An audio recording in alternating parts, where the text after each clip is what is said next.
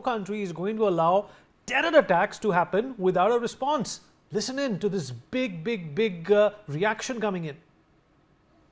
We should be talking to both sides, making clear to them that it is unacceptable to continue this. Okay. We should help them identify what happened. There were terror attacks into India. No nation's going to allow that to happen in their own country without a response. We wouldn't let that happen here, so that's appropriate. Right. But we need to let cooler heads prevail, and we have the diplomatic capacity and the capacity to shape how they're thinking about this, so I think encourage them to keep a lid on this thing.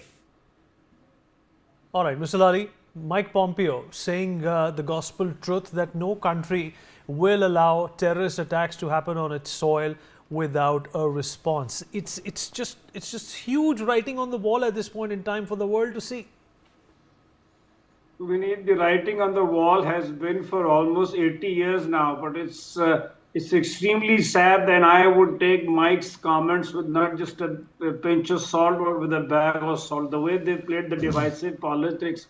And now suddenly, after the USSR collapse, India seems to be the darling, and Bollywood dances are great, and Indian food is good, because now they need us in the Indo-Pacific to counter China. I'm sorry, but it's as simple as that. But allow me to, it's such an honor for me to be born in a country where we have the likes of Major General Mathur and other individuals from our distinguished forces who have allowed us to prosper, to live in a democratic, stress-free environment, go to the IITs and the IIMs, and our daughters are being brought up in the right way.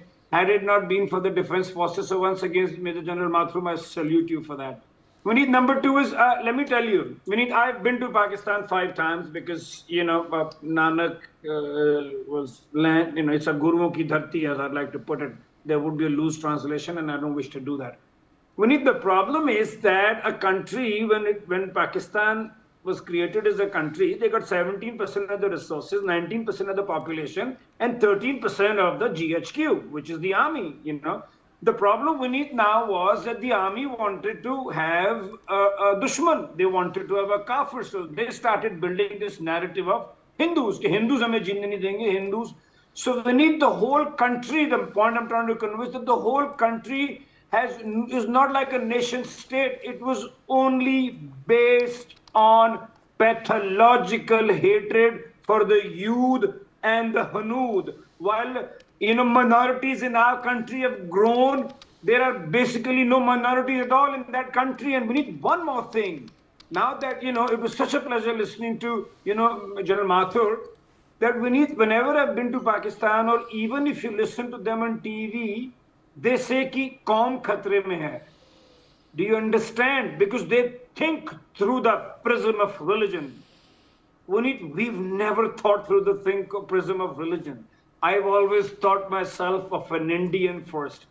They have closed Kartarpur Sahib. It should have been closed. I don't wear my religion on my sleeve because our gurus sacrificed their children for the sake of not changing their religion and their motherland. So it's a fundamentally flawed building with a rogue army. And now Nasir Munir, in order to deflect pressure from Imran Khan, their most popular leader in jail, Dr. Baloch, who's been really pinning them, there are 2 states, and for him to renew his term.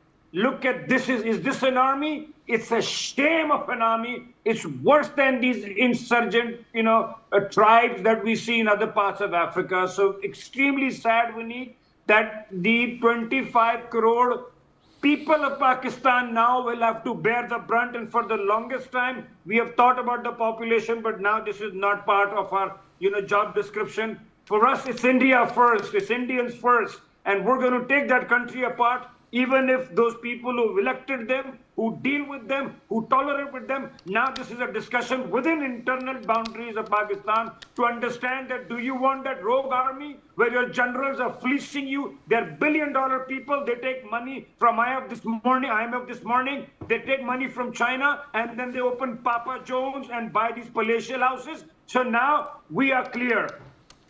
We are clear. I think, I'm sorry, I'm really excited and going with maybe exceeding my brief. We should take POK and Gilgit-Baltistan back and help Balochistan and Khyber Pakhtunkhwa liberate themselves. I rest my case. All right, you're absolutely